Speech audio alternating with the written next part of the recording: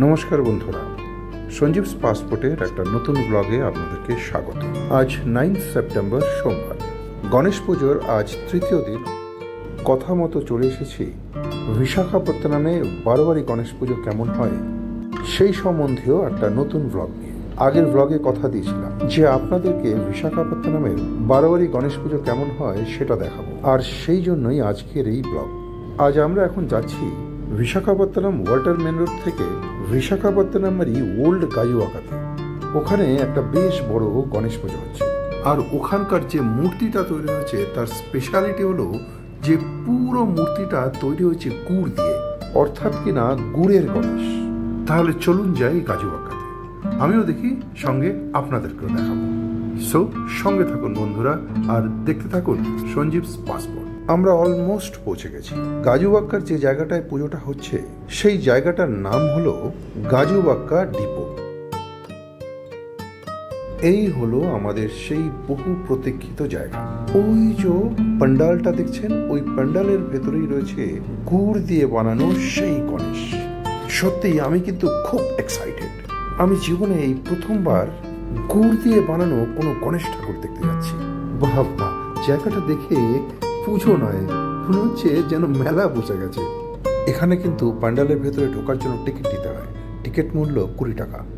এখন দুপুরবেলা এখানে এসেছি কারণ এই সময় ভিড়টা কম থাকে।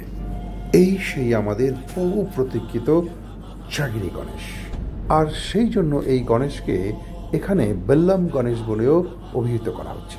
জানেন, 80 ফুট লম্বা এই গণেশ বানানোর জন্য প্রয়োজন হয়েছে 20 টন গুড়ের, আর সেই গুড় আনা হয়েছে রাজস্থান থেকে। কেননা রাজস্থানের এই বিশেষ ধরনের গুড় সব ওয়েদারেই একই রকম থাকে, গলে যায় না। ঠাকুর দেখা হয়ে গেল, এখন আমরা মণ্ডপের বাইরে। প্যান্ডেলের আউটগেটটা এভাবে করা যে প্যান্ডেলটা পুরো ঘুরে যেতে হবে, আর প্যান্ডেলের চারিদিকে রয়েছে পুরোই সমস্ত ছোট ছোট বাচ্চাদের খেলনা ফেলনা এইসব আসতো আর কি, সব দোকান করেছে। এই ব্যাপারটাকে এমনভাবে কমার্শিয়ালাইজ করা হয়েছে যে আপনাকে বেরোতো তো সোজাসুজি ঢোকা যাবে, কিন্তু বেরোনোর সময় ঘুরে বেরোতে হবে। তাও আবার কি, ঠাকুর দর্শনের জন্য 30 টাকা করে টিকিট নিল, 20 টাকা পার্কিংয়ের জন্য। ঢুকেছিলাম এইখান থেকে, আর বেরোনোর সময় প্যান্ডেলটা পুরো চারদিকে সারাউন্ডিংস ঘুরে তারপরে বেরোতে হলো। এই যে এবার এইখান থেকে বেরোচ্ছি, সেই ঢোকার রাস্তার সামনের থেকেই বেরোলাম, কিন্তু এরকম পুরো চক্কর খেয়ে আর কি। ঘুরে গণেশ দেখা হয়ে গেল। এবার ফিরবো অফিসে। আবার রাত্রিবেলা 9টা সাড়ে 9টার সময় আরও কয়েকখানা এখানে বড় ঠাকুর হয়েছে, সেই জায়গাগুলো ঘুরে আসবে।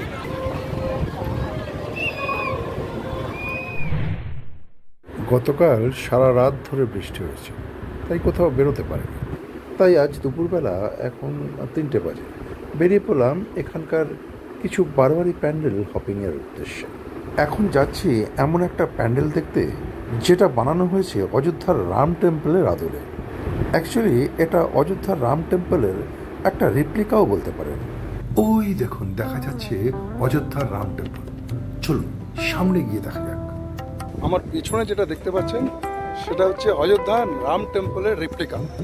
চলুন এবার ভেতরে গিয়ে রাম টেম্পলের রেপ্লিকা আর রাম টেম্পলটা, মন্দিরটা কেমন বানিয়েছে সেটা গিয়ে দেখে আসি।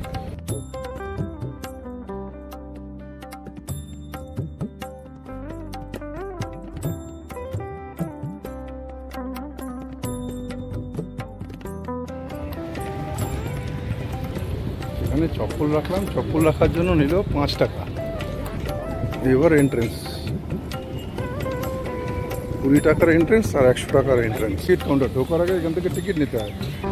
ঢোকার জন্য টিকিট নিলাম, 20 টাকা নিল। টিকিট নিয়ে এবার মণ্ডপের ভেতরে যাচ্ছি। 20 টাকার টিকিট ঠিক আছে, আবার 100 টাকার টিকিটও আছে, মানে ভিআইপি দর্শন। আমি ওসব ভিআইপি দর্শনের প্রয়োজন নেই, এমনি দর্শনেই যথেষ্ট। এখন পুরো খালি, এই দুপুরবেলা তেমন ভিড় থাকে না, সেই জন্যই এসেছি। সন্ধ্যেবেলার দিকে দারুণ ভিড় হয় এখানে, মানে যে কোনো টেম্পলেই। সেই সময় ওয়েদারটা প্রেজেন্ট থাকে, তো সেই সময় অনেক বেশি ভিড় হয়। এই সময়টা এই জন্যই আসলাম আর কি, তাড়াতাড়ি হয়ে যাবে, ঠাকুরটা দেখে তারপরে চলে যাব আবার অফিসে। এই যে এত রকম লাইন ফাইন বানিয়েছে, ঘুরিয়ে ঘুরিয়ে ঘুরিয়ে নিয়ে যাবে। যদি এটা 100 টাকার লাইন হতো তাহলে ডাইরেক্ট ঢোকা যেত আর কি। বেসিক্যালি এখন কিন্তু খালি, ডাইরেক্ট ঢোকানোই যায়, কিন্তু এরা ওই সমস্ত সব কলকাটি করে রেখেছে যাতে 100 টাকার টিকিটটা সেল হয় আর কি। যাই হোক, আমরা এসে গেছি এখন টেম্পলের ভেতরে। এই হচ্ছে মন্দির।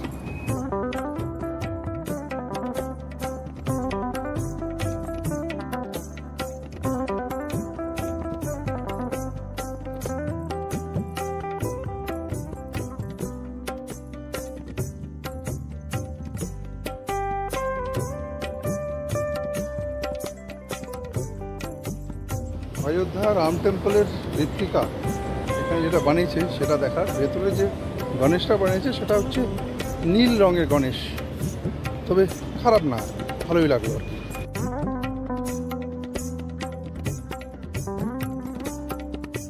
ভারতের মতো বৈচিত্র্যময় দেশে সব জায়গারই নিজস্ব একটা বৈচিত্র্য থাকে। সেই রকমই বিশাখাপত্তনমের গণেশ পুজোরও একটা নিজস্ব বৈচিত্র্য আছে বা বৈশিষ্ট্য আছে বলা যায়। যেমন পশ্চিমবঙ্গে আমাদের যে কোনো পুজোতে পুজো মণ্ডপ বা ঠাকুরের সৌন্দর্যের উপরে বেশি গুরুত্ব দেওয়া হয়। এখানে কিন্তু এখনো পর্যন্ত আমি যা দেখছি, ঠাকুরের আকৃতি কার কত বড় হলো তার উপর বেশি গুরুত্ব। কেউ 80 ফিট লম্বা ঠাকুরের মূর্তি বানালো তো আরেকজন 108 ফিট বানিয়ে ফেললো। এইরকম এগুলো সব থার্মোকলের কাজ। আমরা যারা কলকাতার লোক, তাদের কাছে এগুলো নতুন কিছু নয় আর কি। এই রাম টেম্পলের রেপ্লিকা দেখে এখন বেরোচ্ছি, এবার যাব আর এক জায়গায়। এখানে বিশাখাপত্তনমে দণ্ডপতি বলে একটা জায়গা আছে, সেখানেও একটা বিশাল বড় গণেশ ঠাকুর বানায়।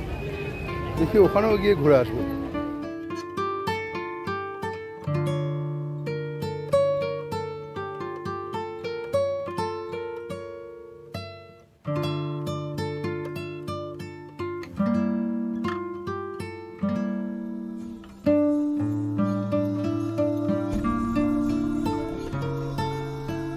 হলো 54 ফিট উঁচু গণেশ।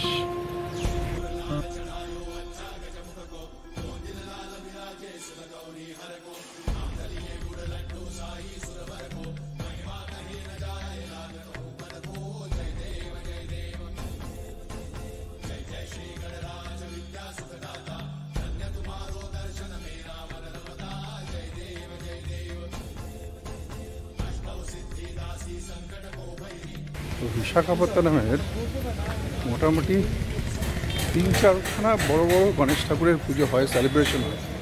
তার ভিতরে এটা একটা, তো এটা দেখে নিলাম। বাকি সব জায়গা তো আর যাওয়া সম্ভব নয়, অফিস আছে। তাই এই যে 3খানা ঠাকুর আপনাদেরকে দেখাচ্ছি, এর মধ্যে আপনারা একটা বিশাখাপত্তনম সম্পর্কে একটা গ্লিমস পেয়ে যাবেন। বিশাখাপত্তনমে কী ধরনের গণেশ পুজোর সেলিব্রেশন হয়। আজকের মতো ব্লগটা এখানেই শেষ করছি। আবার দেখা হবে। টিল দেন ভালো থাকবেন, সুস্থ থাকবেন। নমস্কার।